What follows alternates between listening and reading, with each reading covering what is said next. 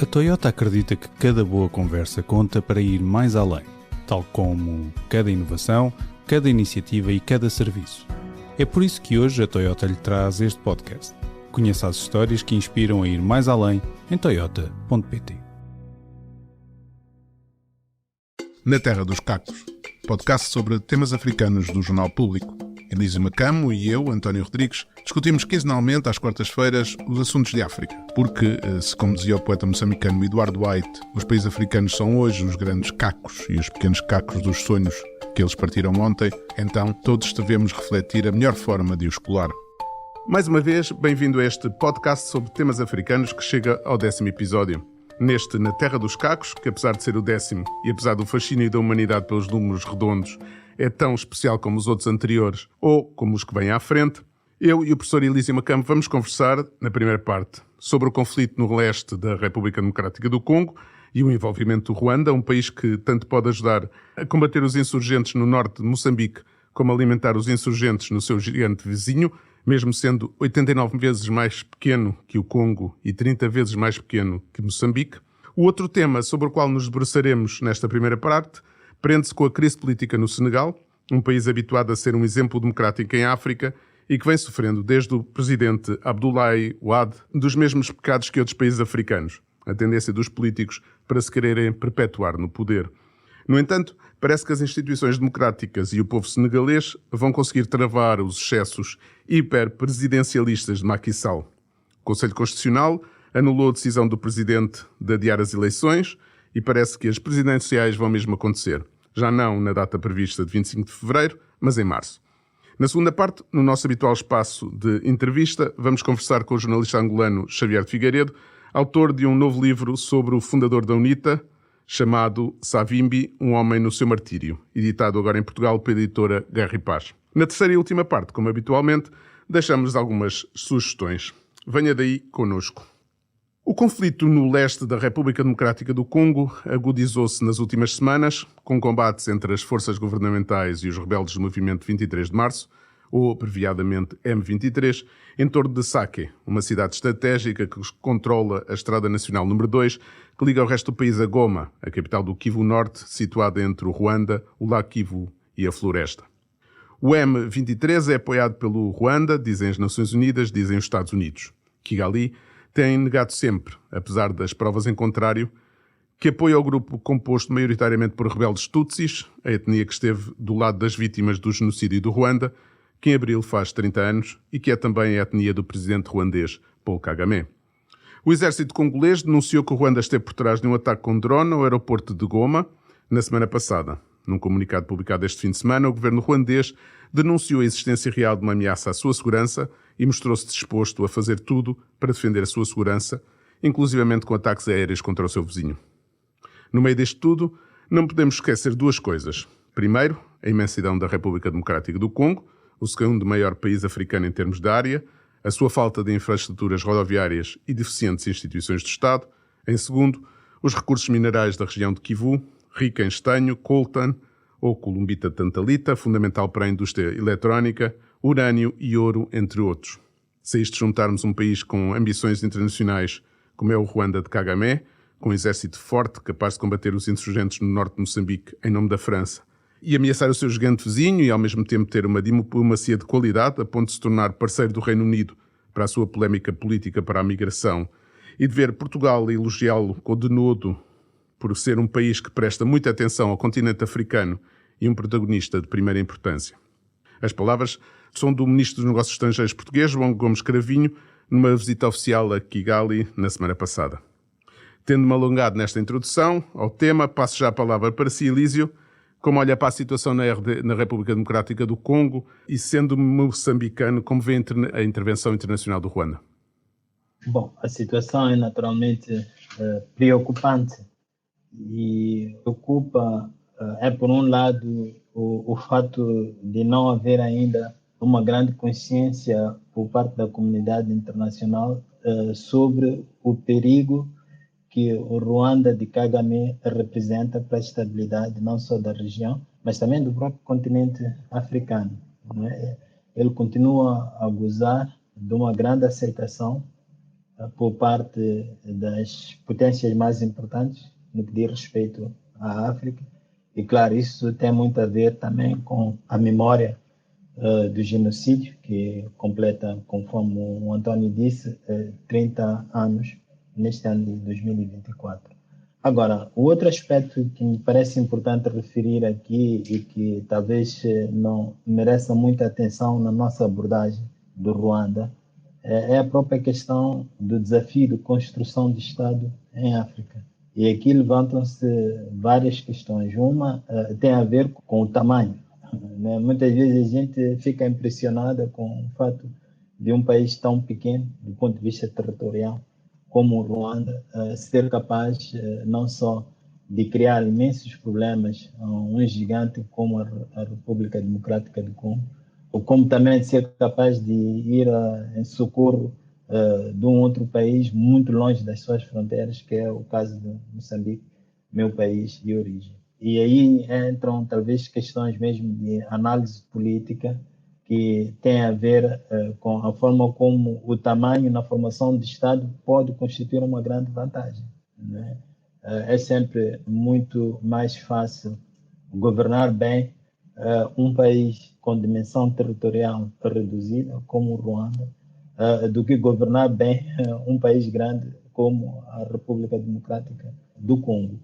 E é bom nunca esquecer que o Ruanda tem uma tradição de centralização do poder que é muito mais antiga no continente africano, o que sempre fez com que o Ruanda sempre tivesse uma burocracia muito eficiente. É só ver também a forma como o genocídio foi feito, é reveladora desse fato muito importante que tem a ver com a própria o grau de burocratização do país. Portanto, o Ruanda não ficou eficiente com Kagame, o Ruanda já era eficiente antes do genocídio, já se falava do Ruanda como uma espécie de Suíça de África, justamente para destacar esse fato.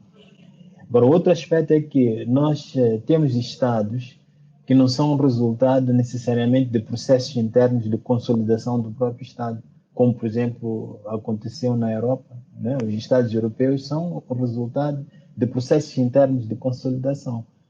Os Estados africanos são Estados herdados. E é natural que esses países tenham muitas dificuldades em se impor, que os seus Estados, as suas instituições estatais tenham muita dificuldade de se impor. E, de facto, é o que a gente vê, é o que a gente vê no Congo, é também o que a gente vê em Moçambique. Então, eu queria destacar esses dois pontos.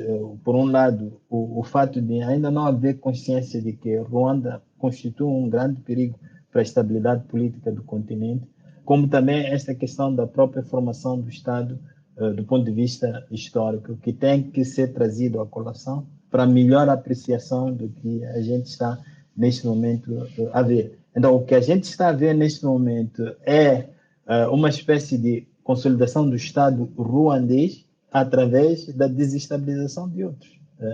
É simplesmente isso aí, que são coisas que a gente viu no processo de formação de outros Estados, sobretudo na história política, europeia. Agora, o grande problema disso é que, a curto prazo, a instabilidade no Congo garante a estabilidade do Ruanda, a curto prazo. Mas a médio e longo prazo pode ser um grande problema para o próprio Ruanda.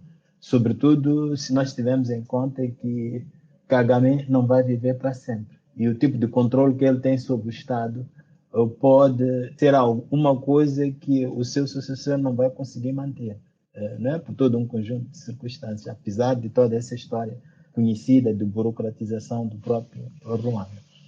Então, de facto, é muito preocupante o que está a acontecer, porque no final de todas as contas, até certo ponto, o que nós estamos a ver aqui é, de facto, uma política destrutiva do indivíduo, que se manifesta não só no Congo, como também se manifesta em Moçambique. Em Moçambique já há todo tipo de teorias de conspiração em relação à presença ruandesa, que chegam até ao ponto de colocar como hipótese a possibilidade, vamos lá, de Cabo Delgado dar passos no sentido de uma cessação, não é? Que seria extremamente grave é problemático para Moçambique. Não porque as regiões não tenham direito de autodeterminação, se assim quiserem, através de processos claros, mas simplesmente porque a acontecer uma coisa dessas aí, isso pode desestabilizar completamente Moçambique e, naturalmente, toda a região.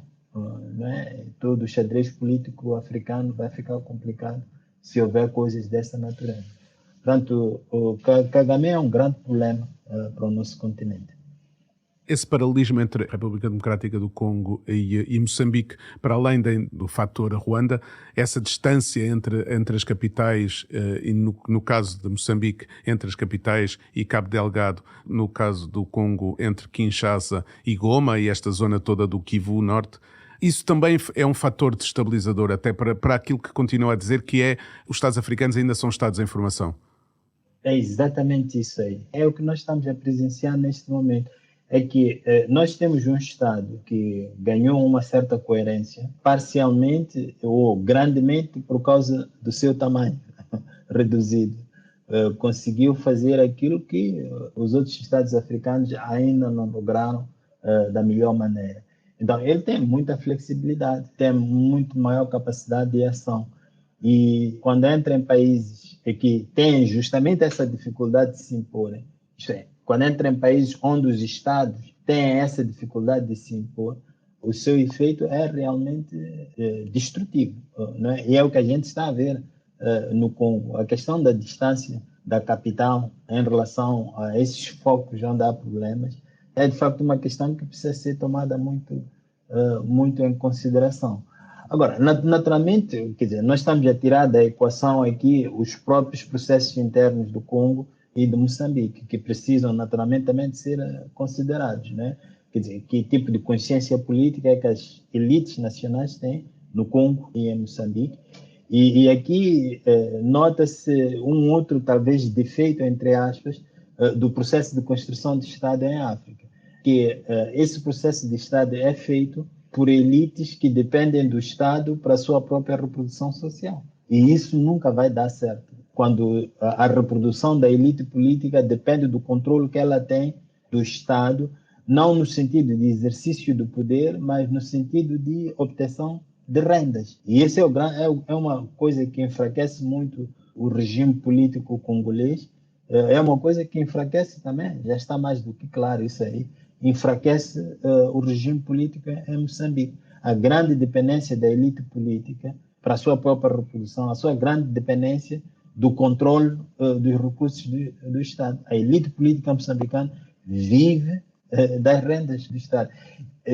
O que eu acho curioso nisto tudo há um certo anacronismo, né? Porque esta é uma discussão que já se fez nos meios marxistas, nos meios da economia política nos anos 70, né? Fazia-se isto aqui, quando se falava desse Estado que vivia de rendas. E nós estamos a ter isso de novo, e o exemplo do Congo e o exemplo de Moçambique são mais do que ilustrativos dessa problemática. E isso acaba fragilizando esses Estados também, e fragilizando o próprio processo de consolidação do Estado.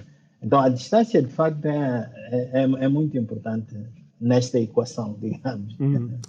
E nós estaremos também aqui a assistir a uma espécie de pós-neocolonialismo, que é as potências estrangeiras utilizarem países africanos para continuar o aproveitamento dos recursos, tendo em atenção que estamos a falar de duas regiões que são ricas em recursos. O Kivu tem grande parte das reservas de minério do Congo, é a parte central e a parte do leste do Congo que tem as maiores reservas. Moçambique tem a questão do gás natural. Não estaremos aqui também isso, ou seja, o Ruanda ser aquilo a que os ingleses chamam o proxy neste novo neocolonialismo? Sim, eu tenho muitas reticências em relação a essa abordagem. Não porque ela não faça completamente sentido, mas porque ela tem um pouco o condão de desviar a atenção das elites políticas e intelectuais africanas do que realmente está em causa nisto. Claro, é uma abordagem que depende muito, digamos, daquilo que nós poderíamos chamar de teoria de conspiração. Por exemplo, assim, porque mesmo a própria história colonial é sempre vista, sempre desse ponto de vista, que tudo o que aconteceu no continente africano foi o resultado de um grande desígnio imperial europeu. Eu acho que há problemas muito graves com esse tipo de historiografia. E há uma certa utilidade em procurar outras formas de olhar para a história colonial que não enfatizem muito esta questão de um projeto colonial e de um projeto imperial, que dê maior destaque, inclusive dê maior destaque ao fator contingente na constituição do próprio momento colonial. E aí nós vamos poder devolver, digamos assim, as forças políticas africanas, vamos poder devolver essas forças políticas africanas à história, não é? Que elas são também protagonistas desta história, não são apenas vítimas inocentes de uma vontade imperial europeia. Então, neste momento, nós corremos o mesmo perigo, que é o de pensar que, uma vez que a Europa tem interesse em explorar os recursos do Congo e os recursos de Moçambique, então todos os problemas que nós temos são o resultado desse interesse. Os europeus agem sempre no interesse de enfraquecer os africanos para poderem tirar proveito dos nossos recursos. Mas eu acho que essa é uma maneira de olhar para as coisas muito problemática. Em Moçambique, claramente, porque impede os nossos governantes de prestarem atenção aos defeitos do próprio sistema político que nós temos. Não é procurar saber por que o sistema político é vulnerável à violência contra o Estado. E não pode ser simplesmente porque há gente lá fora que está interessada nos nossos recursos e que vem criar confusão aqui. Tem que haver alguma coisa que diga respeito à forma como nós fazemos a gestão do poder. E isso é muito mais importante do que essas teorias de conspiração. Então, por um lado, sim, há naturalmente o interesse econômico, a gente não pode ignorar isso aí, mas há um grande perigo em colocar muita ênfase nesse tipo de abordagem, porque vai tirar aquilo que nas ciências sociais se chama de agenciamento dos africanos. Portanto, os africanos vão sempre ser vistos como vítimas em processos onde eles são realmente protagonistas principais. Porque se fala sobre algumas coisas que estão por detrás de tudo o que acontece no norte de Moçambique e de tudo o que acontece no Congo de uma forma geral, mostra claramente que há interesses dos próprios africanos naquela desordem. Há uma certa instrumentalização da desordem, né? E a gente tem que ter sempre isso em consideração.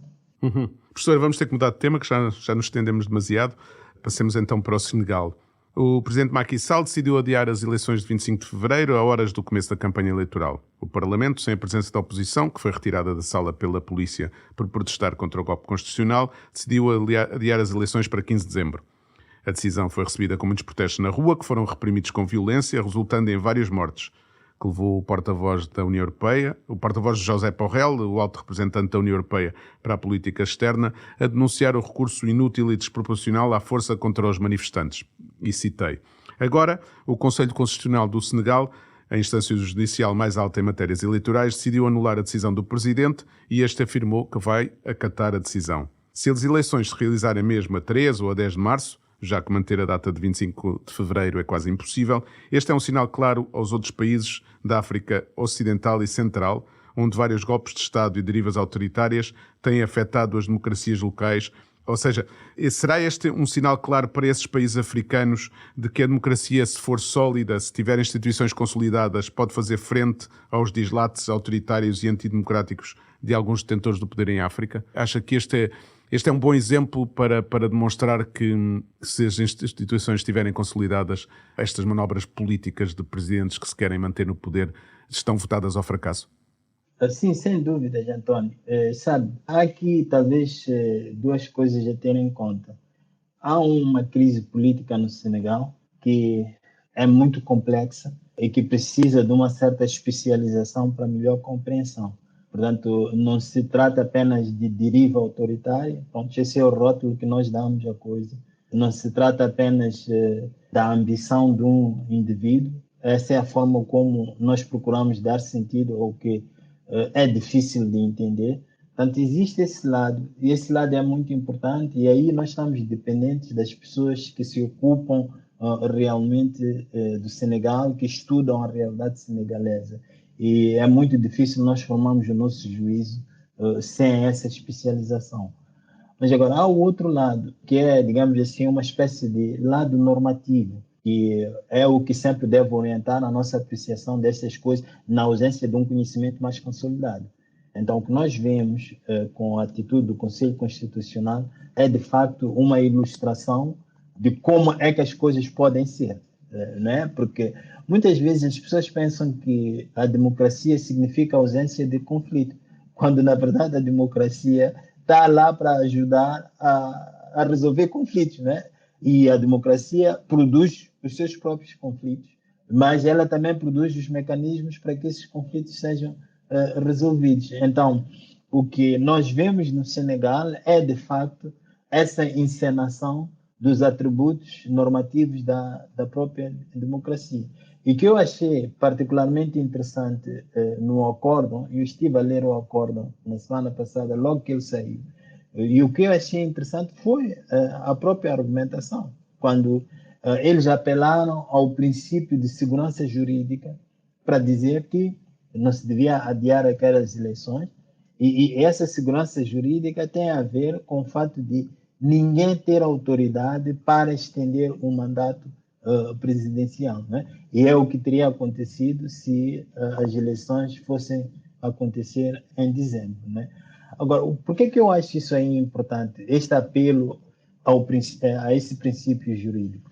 É porque ele introduz na esfera pública senegalesa um outro nível de discussão sobre problemas políticos. Não é aquele nível de reduzir as coisas a autoritarismo, a ambição pessoal e não sei quanto, mas é aquele nível de uma reflexão adulta que se faz ao nível do poder normativo das instituições. Isso é muito bom. E isso tem também a possibilidade de cortar as pernas àqueles que pensam que não é possível resolver os problemas políticos africanos sem recurso à violência, que é o que aqueles 3 países na África Ocidental estão a fazer, que é o que este país onde eu me encontro agora, o Gabão, também está a fazer, né? Porque estamos aqui num estado de exceção, aqui em Libreville, aqui na Gâmbia, resultado também do recurso à violência para abordar problemas políticos, né? Então, é de facto uma boa coisa a decisão do Conselho Constitucional senegalês.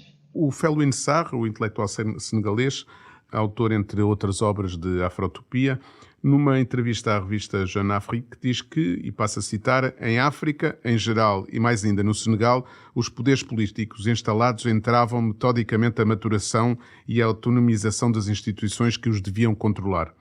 E que Macky Sall, e agora cito outra vez, nunca teve a intenção de respeitar as instituições, de renunciar, de partir em paz. Só se importa de manobrar para manter a sua família política no poder, sem ter em conta a vontade dos senegaleses. O professor acha que esta é uma interpretação muito redutora daquilo que está a passar no Senegal? Até certo ponto, a interpretação parece-me redutora. Não é que ela não faça sentido. É redutora por insistir numa coisa que eu acho problemática, e querer fazer depender as coisas no ser de indivíduos, de intenções individuais. Sabe, Macky Sall quer isto, Macky Sall quer aquilo. Naturalmente que isso é importante, mas o que nós sempre temos que perguntar, Antônio, é que tipo de arranjos institucionais existem para controlar esses assumos de grandeza, essas ambições individuais. A questão não é de acabar com os indivíduos que têm intenções maquiavélicas ou malévolas. A questão é de sempre procurar saber que tipo de instituições é que existem e como é que essas instituições funcionam para que saibam lidar com a natureza humana, que é boa e má, né?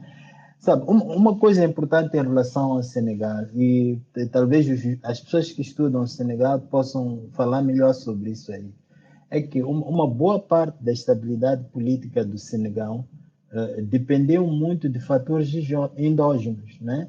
E quais foram esses fatores endógenos?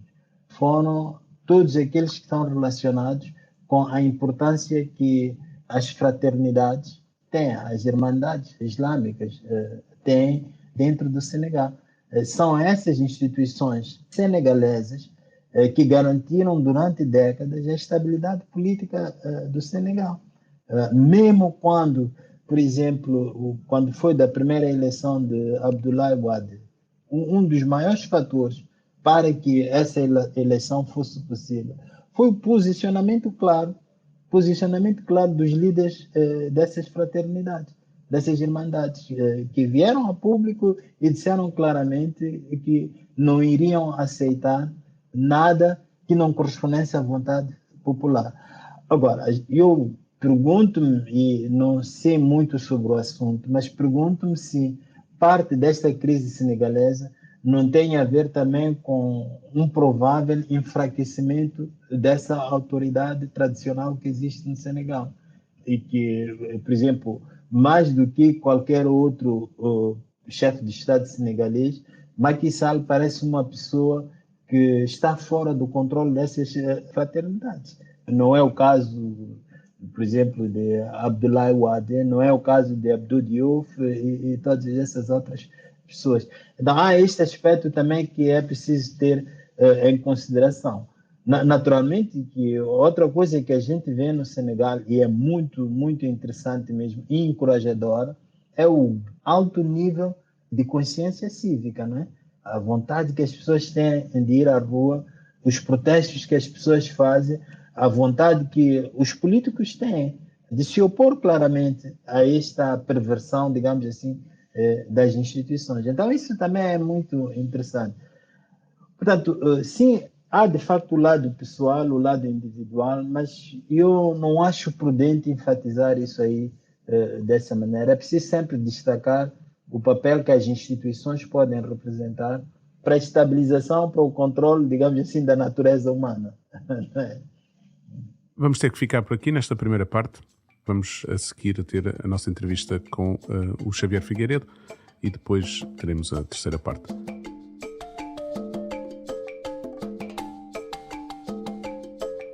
Savimbi, um homem no seu martírio, é uma biografia do fundador da União para a Independência Total de Angola, UNITA, que lutou contra o colonialismo português primeiro e depois contra o Movimento Popular de Libertação de Angola, que, após a independência, se tornou o único a assumir o poder no país. O seu autor, Xavier de Figueiredo, é um jornalista angolano-português que começou a sua carreira no diário A Província de Angola em 1971, dedicou toda a sua carreira a publicações sobre o continente africano, depois de trabalhar na ANOP e ser correspondente na Guiné-Bissau. Desde o quinzenário África Jornal, que fundou e dirigiu, passando por diferentes newsletters de assuntos africanos, como o Africa Confidential, Africa Focus, Africa Intelligence e o Africa Monitor. Começa por dizer na sua nota de autor que este livro não é estranho a um dever de consciência, a que, sem disso, nunca fazer segredo, faz muitos anos me senti obrigado. Por que razão senti esse dever de consciência? Antes de mais, deixe-me fazer uma pequenina precisão. O livro não é uma biografia no sentido clássico de uma obra biográfica, é mais sobre aspectos da vida política de Jonas Savimbi e tem o seu enfoque naquilo que foi uma campanha de propaganda muito longa e implacável que os seus adversários moveram contra ele e com que ele teve que lidar sempre. E tendo sido ele quem foi e tendo vivido no tempo em que ele viveu e participado nos acontecimentos em que participou, o livro também é uma versão da história política e militar de Angola. Por que esse título? Justamente porque, por efeito dessa propaganda, que tinha por finalidade desacreditá-lo, ostracizá-lo, e se as circunstâncias o permitissem mesmo fazê-lo desaparecer, a sua vida é uma vida muito tormentosa. Aliás, eu estou convencido de que quando ele morre, ele tem plena consciência de que vai morrer. E, portanto, isso pressupõe uma espécie de uma aceitação desse sacrifício supremo. E é essa a razão desse subtítulo. O próprio Liberty Xiaka diz isso no prefácio do livro. Escreve ele que, apesar do título do livro salientar Savimbi, o leitor facilmente perceberá que o livro revela mais sobre um MPLA do que sobre Savimbi. Quer dizer, acaba por ter, eu concentro-me mais em aspectos-chave daquilo que foi a sua vida política, que é uma vida política engrandecedora, eu acho que mesmo ao nível dos grandes líderes africanos. Mas estão dispersas pelo livro muitas notas e muitas referências sobre a sua vida privada. A sua vida particular, que é também um bocado incomum. A maneira como ele, num ambiente em que um angolano não tinha assim grandes aspirações de se ilustrar, ele ilustrou-se de facto. E faz isso com muito mérito, a ponto de ser um dos raros angolanos que em 1959, portanto numa época em que isto era pouco possível, ele ter vindo para Portugal para frequentar a universidade. Acha que esta campanha de propaganda do MPLA contra Savimbi de alguma maneira diminuiu o impacto que o líder do UNITA teve em África? Essa propaganda produz alguns efeitos. Quer dizer, tanto efeitos que... Bom, dou-lhe um exemplo. Eu, enfim, pelo conhecimento que eu tenho e pela relação antiga que tenho com esta realidade, o MPLA sofre em 1980. Aliás, o MPLA o governo angolano lança 3 grandes ofensivas que tinham por objetivo tomar a jamba à UNITA, e todas elas fracassam. E aquela em que o fracasso é mais extenso, que é de 1987, e estamos em vésperas da ordem mundial se alterar e a Guerra Fria chegar ao seu termo, e por via disso o MPLA também cair numa espécie de uma orfandade, perde os seus aliados e tudo isso. Quer dizer, o que obriga o MPLA a enverdar por novas vias para fazer o que até essa altura recusou sempre, que é entrar em diálogo com a UNITA. Bom, esse revés sofrido pelo governo de Angola, revés militar, em 1987, é convertido num enorme feito militar. Portanto, isto é revelador de uma realidade que é a presença constante da propaganda na política do MPLA. Agora, se produziu efeitos muito danosos para o Savimbi, em parte sim. Ele acaba por... É um homem que, nessa altura, no fim da Guerra Fria, goza de uma grande aceitação aqui fora, inclusivamente é aliado dos Estados Unidos, é apoiado dos Estados Unidos e goza de grandes aberturas aqui na Europa Ocidental, mas não se pode dizer que isso o tenha maculado de uma maneira completa e definitiva. Por exemplo, há uma pessoa, um líder africano, que é Nelson Mandela, que sempre lhe presta atenção e nunca deixa de manifestar apreço por ele. Outro que faz isso, e esse processo eu conheço bastante bem, embora de uma forma menos ostensiva, portanto é mais recatado, é o próprio Samora Machel. Eu também fui correspondente em Moçambique, em Maputo, e aí estabeleci uma relação de muito estreita amizade com um conselheiro do Samora Machel, que também deve conhecer, que era o Aquino de Bragança. E ele era um homem que, aliás, ele tinha conhecido Jonas Savimbi no Cairo, no princípio da década de 60, e disse-me que ele é que o apresentou ao Nasser, nessa altura. E, portanto, ele também tinha alguma admiração por ele. E manifestava isso publicamente, isso causando alguns embaraços em Luanda. E ele tinha uma determinada visão da situação em Angola, equilibrada, que eu julgo que serviu para influenciar também aquilo que eram as posições do próprio Samora Machel em relação à UNITA e ao Jonas Savimbi. E depois tinha aqueles seus aliados que nunca deixaram de o ser, como o rei de Marrocos, o Hassan II, o Houphouët-Boigny. Quer dizer, essa campanha de propaganda é muito corrosiva para ele, mas não se pode dizer que tenha atingido plenamente os seus fins. Com o Houphouët-Boigny havia uma relação quase filial entre o Savimbi e ele. Quase filial, aliás, há um pormenor muito interessante. Ele não consegue ir ao funeral do Houphouët-Boigny. Ele tinha no Houphouët-Boigny uma espécie de guia, um homem que ele via como seu conselheiro, como homem que orientava a sua ação política, mas não consegue estar presente no seu funeral, em virtude de circunstâncias do colapso em que tinha entrado aquele processo de paz, E a primeira vez que vai isso já não em Abidjan, mas em Yamoussoukro, que é onde ele ficou sepultado, e está diante da tumba dele, ele desmaia. Portanto, ele tinha assim um grande apreço por ele. E depois havia outros que eram mais discretos, ou também as suas posições eram muito determinadas pelas circunstâncias. Quando a política do governo estava numa espécie de modo de cima, eles alinhavam com o governo. Quando ela era mais híbrida, havia uma tendência mesmo de uma abertura em relação à UNITA, eles também mudavam. O Robert Mugabe, por exemplo. Sim. Eu gostaria de fazer uma pergunta relacionada com a ênfase que o livro, sem dúvida interessante, dá à questão do recurso à propaganda, que pode ter afetado a forma como algumas pessoas olharam para essa figura importante da história angolana e também da história africana. Acho que não há nenhuma dúvida em relação a isso. Eu parto do princípio de que isso é normal em circunstâncias como essas, que se faça recurso a essa estratégia de mostrar um outro lado que possivelmente até nem possa existir em relação a quem é nosso adversário ou inimigo.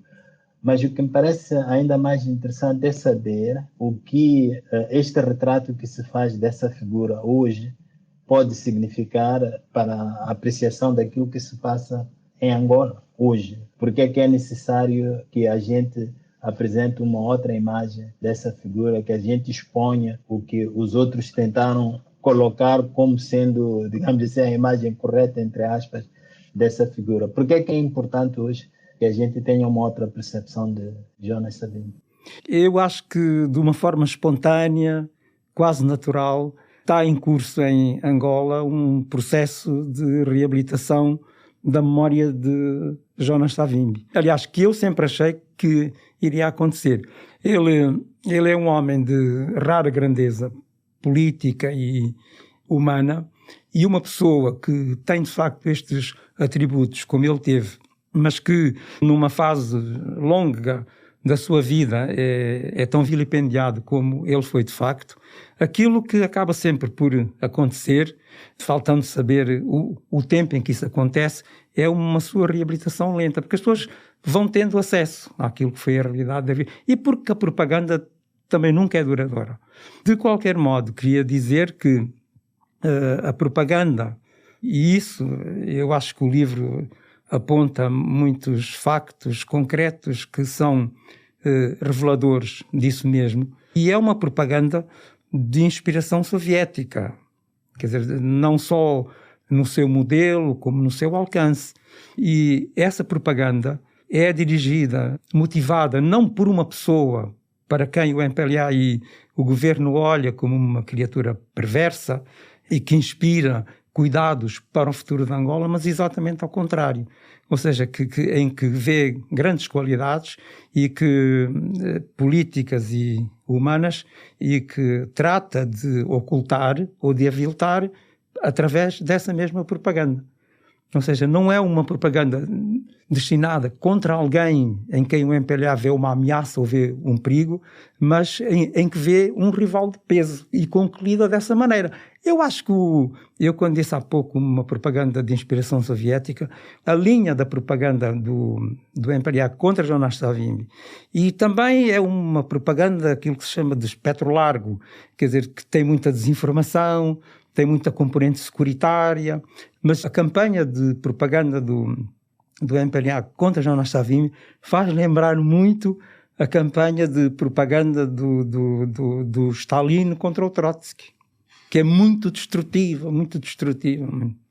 Sim, eu acho que isso faz sentido, mas também penso que há um outro aspecto sobre o qual eu gostaria que tecesse algumas considerações. Por exemplo, existe a propaganda por um lado, mas existe também toda uma série de relatos que vêm do interior da UNITA em relação a essa figura, quando se fala não só das atrocidades que ele cometeu no interior da UNITA, como ele dirigiu a UNITA, como também quando, assim, de uma forma talvez mais acadêmica, se fala alguns erros estratégicos no campo político, sobretudo os que se verificaram quando ele não aceitou os resultados das eleições, onde ele foi realmente, tanto quanto eu saiba, abandonado praticamente pelas Nações Unidas, como também por uma boa parte dos seus aliados. Os Estados Unidos começaram nessa altura a tecer mais relações com Angola.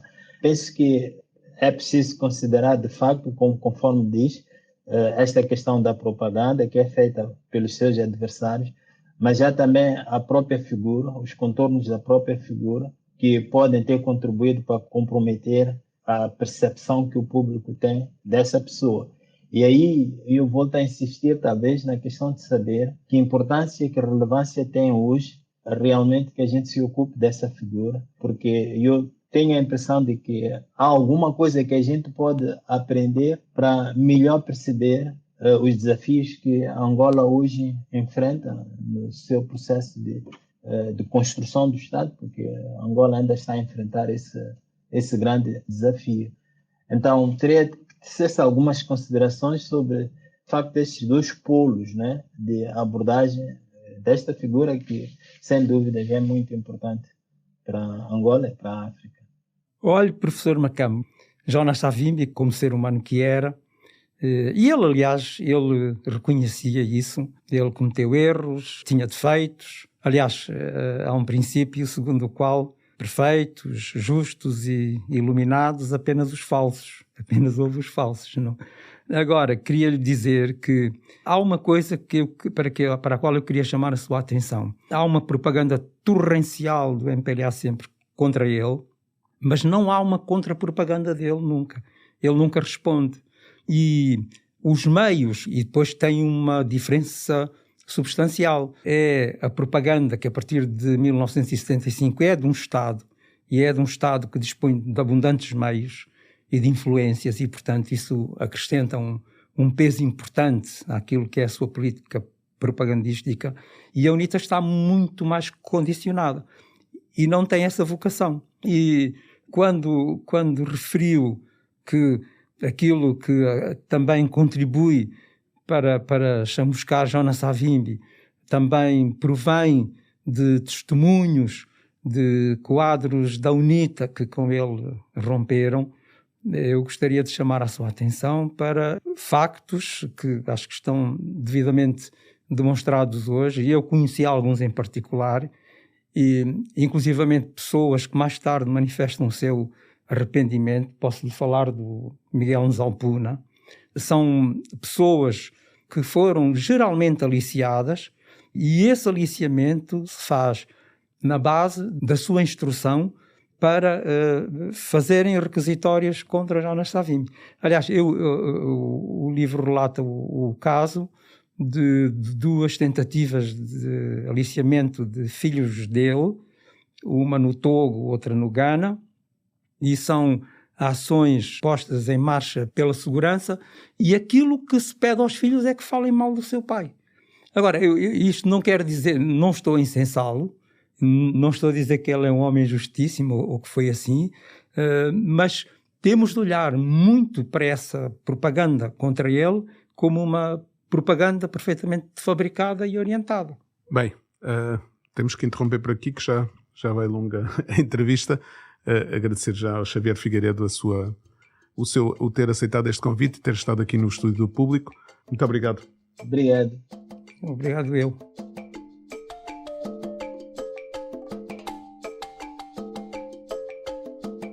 Encerrada a segunda parte, vamos finalizar este episódio 10, como é habitual, com as nossas sugestões. O que nos traz hoje, professor? Bom, eu hoje trago uma coisa que já começou. É uma exposição. É uma exposição sobre um grande fotógrafo moçambicano que celebra o seu centenário em 2024, o famoso fotógrafo Ricardo Rangel. A exposição chama-se Entrega às Paixões, que é sob a curadoria de Jorge Dias, com a participação de Isa Bandeira. E essa é uma exposição que pode ser vista em Maputo, na galeria, tanto no Porto de Maputo, entre os dias 15 de fevereiro e 8 de março. Não é só de livros que o espírito humano vive, mas é também deste olhar de segunda ordem. É assim como eu gosto de olhar para a fotografia, não é? Um olhar de segunda ordem que é feito pelo fotógrafo, a capacidade que o fotógrafo tem de nos mostrar aquilo que nós vemos, mas não vemos realmente. E Ricardo Rangel é sobejamente conhecido como um indivíduo que tinha um olhar particularmente aguçado, se assim posso dizer, sobre a vida. A minha sugestão tem a ver com livros, eu cabo sempre no mesmo, e também tem a ver com Moçambique, portanto hoje ficamos com sugestões moçambicanas. Trata-se do novo livro do escritor moçambicano João Paulo Borges Coelho, um livro que se chama Roteiros Provinciais, que foi publicado agora em Portugal com a chancela da editora Caminho, e que junta 4 novelas que andam à volta do tempo, que falam sobre a relação entre o que aconteceu, a memória do que aconteceu e o que se escreve ficcionalmente sobre o que aconteceu. E assim terminamos mais um episódio deste podcast. Mais uma vez, se quiser continuar-nos a seguir, voltaremos dentro de 15 dias. Muito obrigado, professor. Obrigado, eu. Um abraço. Abraço. O público fica no ouvido.